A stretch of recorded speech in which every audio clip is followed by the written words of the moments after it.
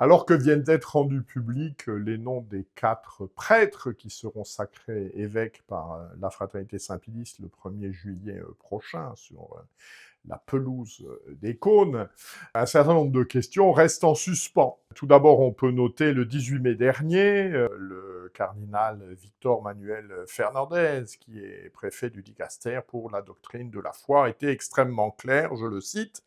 Les ordinations épiscopales annoncées par la Fraternité sacerdotale Saint-Pédis ne bénéficient pas du mandat pontifical correspondant. Ce geste constitue un acte schismatique et l'adhésion formelle au schisme constitue une grave offense à Dieu et comporte l'excommunication prévue par le droit de l'Église. Voilà, c'est la position du cardinal Fernandez. Et donc, on peut se poser la question de savoir si nous ne sommes pas revenus à la période de 1988, où le motu proprio Ecclesia Dei Afflicta s'était adressé dans les mêmes termes dès le lendemain de la consécration épiscopale des 4 évêques, donc Monseigneur Williamson, Monseigneur de Galarreta, Monseigneur Felet et Monseigneur Tissier de Malray, par Monseigneur Lefebvre et Monseigneur de Castremeyer. Alors évidemment, la toile s'enflamme entre ceux qui considèrent que ces sacres épiscopaux sans mandat pontifical sont par nature schismatiques. On peut renvoyer aux déclarations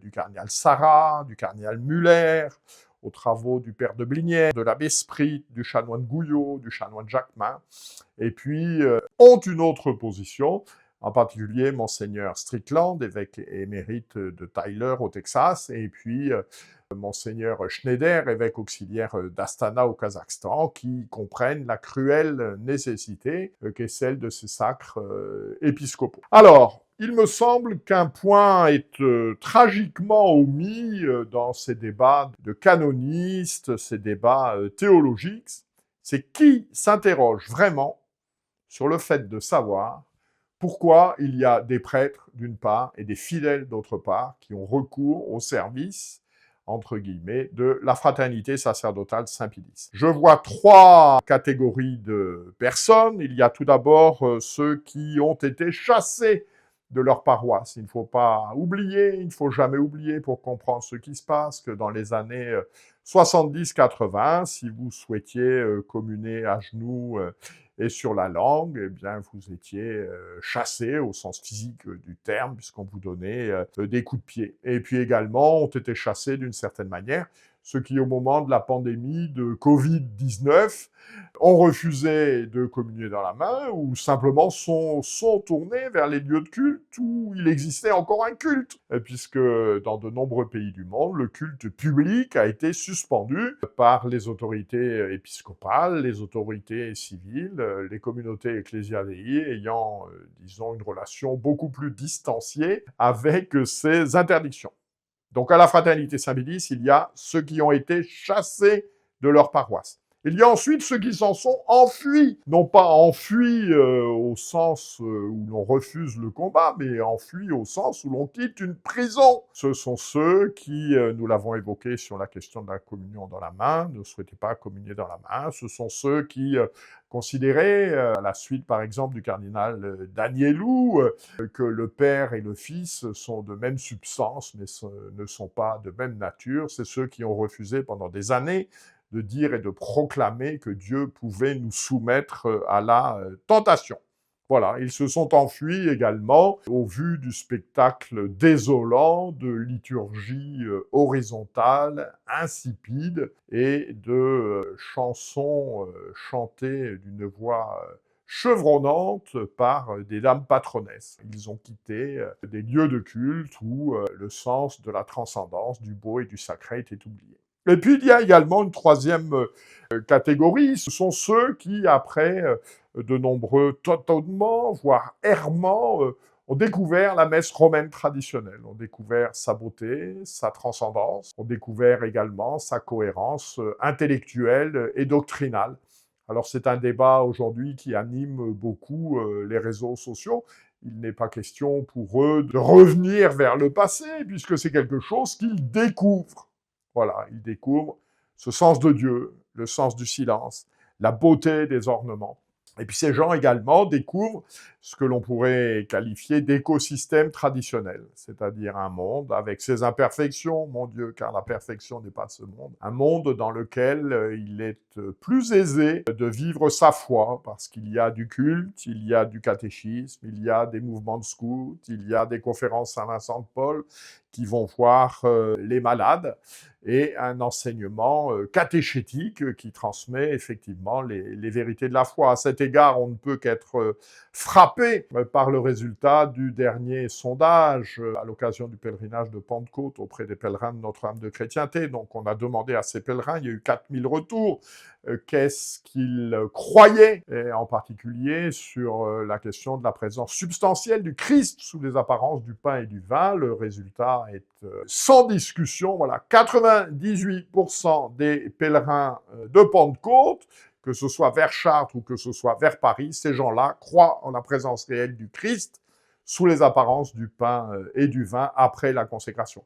Une étude récente publiée aux États-Unis montrait que dans les paroisses officielles, on est très loin de ce chiffre, puisqu'on peut expliquer généralement qu'il n'y a pas la moitié des gens qui croient en la présence substantielle sous les apparences du pain et du vin. Et puis également, quatrième catégorie de personnes, ce sont celles qui que ce soit dans le cadre des communautés ecclésiadei, que ce soit également, c'est notre sujet, dans le cadre de la fraternité Saint-Pédis, eh bien ce sont les personnes qui ont été élevées dans ce milieu, qui d'une certaine manière n'ont jamais connu que ça, sont allées à la messe à la fraternité Saint-Pédis, ont suivi le catéchisme à la fraternité Saint-Pédis, ont eu des activités de jeunes dans le scoutisme, au MJCF. Il est à cet égard très révélateur que dans les évêques appelés à être sacrés le 1er juillet prochain, il y en a un qui est d'une famille de 10 enfants, dans lequel il y a 3 prêtres et une religieuse, et un autre qui est une famille de 7 enfants. Voilà, ce sont des gens qui ont été élevés dans l'écosystème traditionnel et dont ils sont un fruit. Voilà. Qui, aujourd'hui, s'interroge sur la raison de cette fidélité à la fraternité Saint-Pédis de beaucoup de prêtres et de fidèles. Et on ne peut que déplorer que souvent on pense à la parole du Christ, « Misereor super turbam », j'ai pitié de cette foule. Mon Dieu, qui a pitié aujourd'hui dans les autorités épiscopales? Qui a pitié de cette foule? Qui a pitié de ces gens qui ont trouvé à la fraternité Saint-Pédis une nourriture pour les âmes et puis également les éléments intellectuels qui peuvent satisfaire leur intelligence. Et je pense en conclusion de cette partie également qu'on peut dire que tout cela ne doit pas nous décourager. Voilà, l'Église, elle est sainte dans son chef, puisque le chef de l'Église, c'est sa tête, c'est le Christ lui-même. Elle est sainte dans ses sacrements, elle est sainte dans sa doctrine. Elle n'a jamais été sainte dans son personnel. Je rappelle que Judas faisait partie du premier collège apostolique, qu'il y a quelques années, l'ancien cardinal archevêque de Washington, Monseigneur Théodore Bakkarik, qui depuis a été réduit à l'état laïque, tout cardinal qu'il fut était quand même un pédophile notoire. Et puis on peut aussi évoquer Monseigneur Cochon, l'homme qui a condamné Jeanne d'Arc, ou Charles Maurice de Talleyrand-Périgord, Talleyrand, évêque d'Autun, et évêque parfaitement apostat. Alors, nous laisserons à d'autres les débats théologiques. 2 thèses sont en présence pour ces sacres épiscopaux sur la question de la juridiction, puisque, effectivement, les autorités de la fraternité Saint-Pédis insistent sur le fait que ces prêtres n'auront pas de juridiction. Une thèse récente, en particulier depuis le Concile Vatican II, défend que par la consécration épiscopale, l'évêque reçoit une part de juridiction et que le faire sans l'accord du souverain pontife, c'est s'arroger une responsabilité qui est celle du souverain pontife. Je cite. « La consécration épiscopale, en même temps que la charge de sanctification, confère aussi les charges d'enseigner et de gouverner, lesquelles cependant, de par leur nature, ne peuvent s'exercer que dans la communion hiérarchique avec le chef du collège et ses membres. » Voilà, dans la filiation de cette position de Lumen Gentium, eh bien, il n'est pas conforme au droit divin de l'Église de sacrer des évêques sans mandat épiscopal. Ce à quoi il est aussi possible de répondre par une citation de Pie XII dans Ad Apostolorum Principis. La juridiction ne parvient aux évêques que par l'intermédiaire du souverain pontife. Et donc, si on ne donne pas de juridiction, cette juridiction n'est pas transmise par le souverain pontife, et donc on ne s'attribue pas une responsabilité du souverain pontife. Alors la question que l'on peut se poser, c'était mon propos introductif, sommes-nous renvoyés à la situation de 1988 ? Il me semble que 3 éléments doivent être pris en compte. Premier élément, au moment de l'excommunication, au moment du motu proprio Ecclesia Dei Afflicta, les autorités romaines, informées, un peu désinformées aussi par le cardinal Gagnon, avaient la conviction que les fidèles ne suivraient pas Monseigneur Lefebvre, et que donc, petit à petit, la fraternité Saint-Pédis s'étiolerait, disparaîtrait, comme a quasiment disparu aujourd'hui la petite église en Vendée et dans les Deux-Sèvres. Voilà. Sans tirer de plan sur la comète, il est quasiment certain que cela ne se produira pas en 2026. En 1988, la fraternité Saint-Pédis comptait 209 prêtres. Elle en compte 733 en 2025. On ne voit pas pourquoi une nouvelle excommunication réussirait ce qui a échoué en 1988. Cela d'autant plus qu'en 1988, le pape Jean-Paul II avait demandé à ce que l'on fasse un accueil, c'est l'expression qu'il employait, large et généreux aux fidèles qui se reconnaissaient dans la liturgie romaine traditionnelle de la messe et des sacrements. Plusieurs décennies plus tard, il est bien évident que cet accueil large et généreux, auquel ont cru certains, n'a pas été une réalité. Le pape Benoît XVI, dans Summorum Pontificum, a largement libéralisé la célébration de la messe romaine traditionnelle, ce qui a permis en particulier le développement des communautés Ecclesia Dei, un développement en nombre de prêtres, quelques chiffres, la fraternité Saint-Pierre à ce jour 387 prêtres, l'Institut du Christ Roi 130 prêtres, et l'Institut du Bon Pasteur 62 prêtres. Voilà. Un développement numérique qui est, pour toutes ces communautés, lié en particulier au développement de la tradition aux États-Unis. Voilà, puisqu'un certain nombre d'évêques états-uniens donnent très facilement des autorisations pour le développement de centres de messe. Et qui dit centre de messe, dit vocation, dit prêtre, etc. Pour la France, c'est loin d'être le cas, je ne reviens pas sur des propos que j'ai déjà eus sur le sujet. Un chiffre sur lequel il n'est pas communiqué très souvent, il existe en tout et pour tout en France 5 paroisses personnelles dédiées à la messe romaine traditionnelle. Voilà.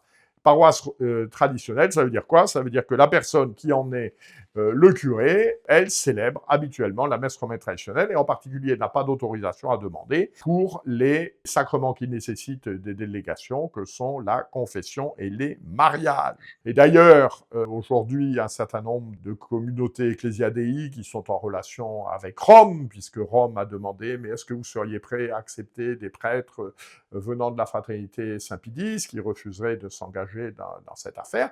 Et la première réaction des communautés Ecclesia Dei, c'est de dire oui, mais à condition qu'ils aient une liberté de célébrer les sacrements, liberté qu'ils ont à la fraternité Saint-Pédis et que nous n'avons pas. Voilà, je crois que c'est également un fait.